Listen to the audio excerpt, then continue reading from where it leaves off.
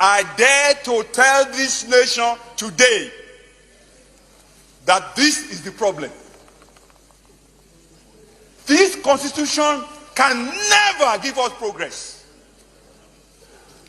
This constitution can never give us peace. This constitution can never give us unity. And unfortunately, most of us in this National Assembly, we don't have the spine to face what we need to give this republic to have peace and progress. What do I mean? This constitution has 68 items. 68 on the exclusive list. This constitution has only 12 on the concurrent list.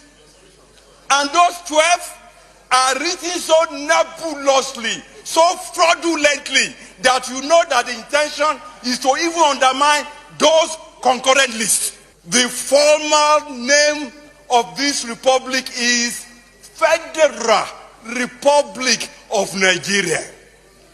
Unfortunately, we don't run a federalist system in Nigeria. Otherwise, what is so unique about all those things that are in the exclusive list? In this chamber, we try to federalize the police system. In this chamber, we failed. Every crime is local. And the solution to every crime is local. The earlier that senators in Nigeria summon the courage to say, we should not continue to deceive ourselves.